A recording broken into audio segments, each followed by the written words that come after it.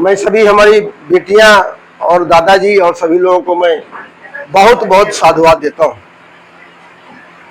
मेरे साथियों, हम लोगों का उद्देश्य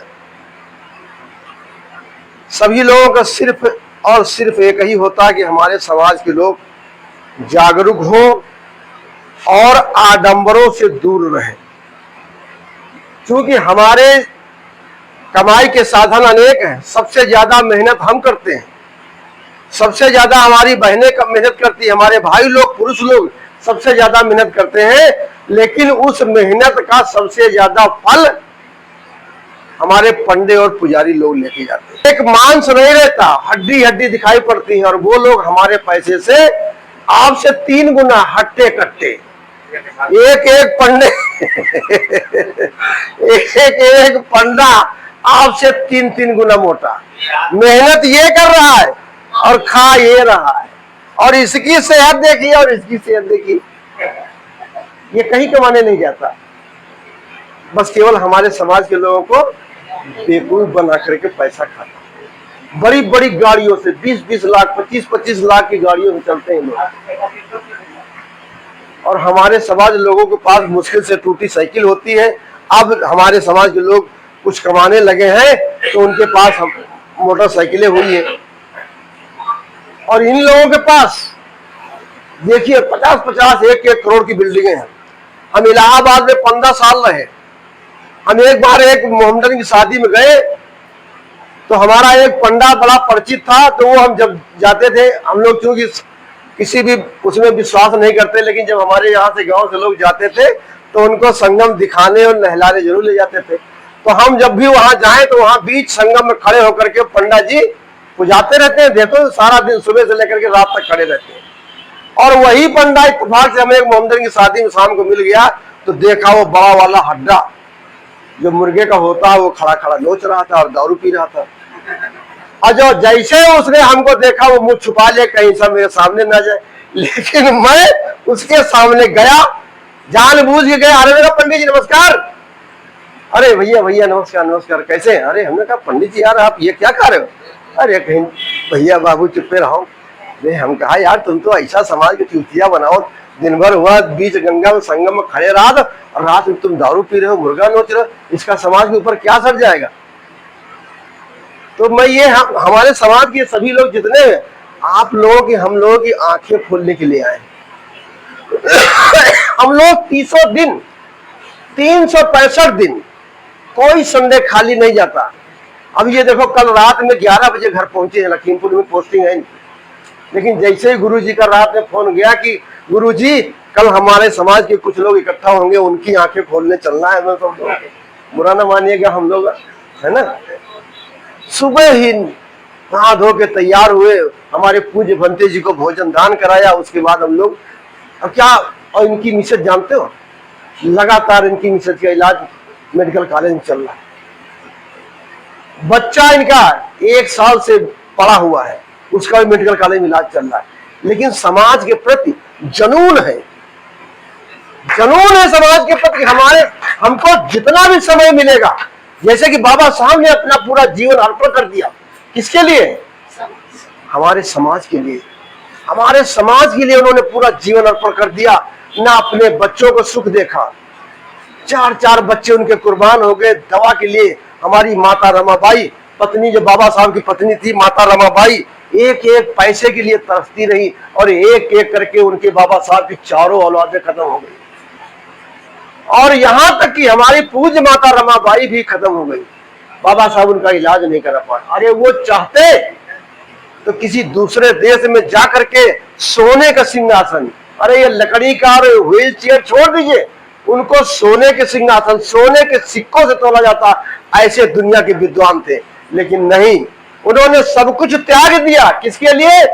हमारे समाज के उद्धार के लिए, हमारी माताओं बहनों के उद्धार के लिए, हमारे समाज के लोगों को मान सम्मान दिलाने के लिए, उनको हक और अधिकार दिलाने के लिए उन्होंने अपना सर्वस्व न्यौछावर कर दिया। 4 औलादें त्याग दी। माता रमाबाई उनकी मरती रही और उनका इलाज नहीं करा पाए। दुनिया के टॉप मोस्ट के बैरिस्टर थे, भारतवर्ष का कोई भी बैरिस्टर उनकी बराबर मुकाबला नहीं कर सकता था। ऐसे बैरिस्टर थे दुनिया के किसी भी हाई कोर्ट सुप्रीम कोर्ट में बैठ जाते, करोड़ों रुपया फीस लेते, लेकिन नहीं, सब कुछ त्याग दिया किसके लिए? कि हमारे समाज के लोगों को कष्ट न हो, उनको मान सम्मान दिलाने के लिए, उनको हक और अधिकार दिलाने के लिए। मैं एक बात आपको बताना चाहता हूं कि हमारे परम पूज्य बाबा साहब भीमराव अंबेडकर यदि महान हुए हैं तो उनके पीछे उनकी पत्नी हमारी माता रमाबाई का सबसे बड़ा त्याग और बलिदान था। एक बार जब बाबा साहब को बड़ौदा नरेश गायकवाड़ ने उनको फीस दे करके उनको लंदन कोलंबिया विश्वविद्यालय पढ़ने के लिए जब भेजा तो उनके पास फूटी कौड़ी नहीं थी। जो भी पैसे थे उनको मिले थे, जो वहां से छात्रवृत्ति के लिए पूरे पैसे लेकर के चले गए। बाबा साहब वहां पढ़ रहे थे और तैयारी कर रहे थे, और सुबह शाम सुबह समझ लीजिए कि चाय तक नहीं, केवल पानी पी लेते थे, और दोपहर को ऐसे ही रहते थे, शाम को किसी तरह थोड़ा बहुत खा करके जीवन बिताते थे। काफी दिन जब बीत गए तो उनकी बेटी एक इंदु, आप लोगों ने पढ़ा होगा, इंदु नाम की उनकी बेटी थी। और माता रमाबाई जानते हो क्या करती थी? जब बाबा साहब चले गए और बाबा साहब जब जाने लगे तो बाबा साहब ने पूछा कि हे रमा, मैं तो जा रहा हूं विदेश और तुम तब उस समय उनके चारों बच्चे जीवित थे। तब उन्होंने पूछा कि हे रमा, तुम इन 4 बच्चों का लालन पालन कैसे करोगी? तो माता रमाबाई ने जानते हो कहा कि बाबा साहब आप जाइए अपनी तैयारी करने के लिए, पढ़ने के लिए, मैं इन 4 बच्चों का लालन पालन कर लूंगी। जब बाबा साहब विदेश चले गए तो माता रमाबाई जानते हो क्या करती थी? मोहल्ले में गोबर इकट्ठा करती थी और उसके ओपले बनाती थी। महाराष्ट्र में ओपले बोलते हैं, हमारे यहाँ कंडे बोले जाते हैं। माता रमाबाई ओपले बना बना करके सुखवा करके सर में टोकरी रख के महाराष्ट्र की गलियों में बेच कर 4 बच्चों का लालन पालन करती। आज हमारी बहनाएं अगर किसी से कह दो कि आदमी पढ़ने गया है और यहाँ 4 बच्चों का लालन पालन कैसे करोगी? नहीं करेंगे, छोड़ के भाग जाएंगे बच्चों की, जैसा कि आजकल जमाना चल रहा है। लेकिन माता रमाबाई वो त्याग और बलिदान की मूर्ति थी। और इसी बीच में उनकी बेटी इंदु की तबीयत खराब हो गई और जब डॉक्टर को दिखाने ले गए तो डॉक्टर ने कहा कि इनको तो बहुत पैसा लगेगा, आपके पास पैसा है? तो उन्होंने कहा डॉक्टर साहब मेरे पास इतना तो पैसा नहीं है। तो कहीं जब तुम्हारे पास पैसा हो, चूंकि इनका ऑपरेशन करना पड़ेगा, बहुत मेजर ऑपरेशन करना पड़ेगा और पैसे काफी खर्चा होंगे। तो उन्होंने कहा डॉक्टर साहब मैं जा रही हूँ और पैसा इकट्ठा करके जब मैं दोबारा मेरे पास पैसे होंगे तब मैं ऑपरेशन करने के लिए अपनी बेटी को लाऊंगा। जब माता रमाबाई के पास कुछ पैसे इकट्ठा हो गए, मतलब काफी ऑपरेशन भर के लिए पैसा जब इकट्ठा हो गए, तो उसी बीच में बाबा साहब भीमराव अंबेडकर वहां पैसों से परेशान थे। उन्होंने चिट्ठी लिखा कि हे रमा, यदि तुम्हारे पास कुछ पैसे इकट्ठा किए हो, सोचो, मतलब आदमी घर पे नहीं है और फिर भी बाबा साहब अपनी पत्नी से कह रहे हैं कि तुमने पैसे इकट्ठे किए हो। सोचो कि वो पत्नी 4 बच्चों को लालन पालन कर रही, कहां से इकट्ठा किया होगा? लेकिन उन्होंने चिट्ठी लिखा, उस समय चिट्ठी का जमाना था, फोन और टेलीग्राम में कोई समय नहीं था। उन्होंने चिट्ठी लिखा कि हे रमा, यदि तुम्हारे पास कुछ पैसे हो तो हमको भेज दो, हमारे पास खाने के लिए एक भी पैसा नहीं है। और जैसे ही जिस दिन माता रमाबाई अपनी बेटी इंदु को इलाज कराने के लिए डॉक्टर के पास ले जा रहे थे, उसी समय उनका बाबा साहब का पत्र आ गया। अब माता रमाबाई पत्र पढ़ रही हैं और रो रही हैं कि मैं क्या करूं? मेरे साथ हमारे सामने 2 समस्याएं हैं। मैं पति को पैसे भेजूं उसकी पढ़ाई के लिए कि बेटी का इलाज कराऊं। लेकिन इसी जगह हमारी माता रमाबाई ने बेटी का इलाज ना करा करके और पूरे पैसे जितने कमा के रखे थे बाबा साहब को बाई पोस्ट करके, उसमें क्या बोला जाता था, उसके जरिए उन्होंने पूरा पैसा बाबा साहब को भेज दिया। और जब पैसा भेज दिया तो पैसे तो उनके पास जेब में रह नहीं गए थे, बिना इलाज के उनकी बेटी इंदु मर गई। ऐसे थे हमारे ये बाबा साहब जिन्होंने हमारे समाज के लिए त्याग और बलिदान की मूर्ति है। आज हम जो कुछ भी हैं इसमें गौरी गणेश ब्रह्मा विष्णु महेश जो हमारे समाज की बहनें पूजती हैं, सुबह शाम उनको अगरबत्ती हिलाती हैं, मट्टी के पुतले हैं। और उनको कौन बनाता है? इन मट्टी के पुतलों को कौन बनाता है?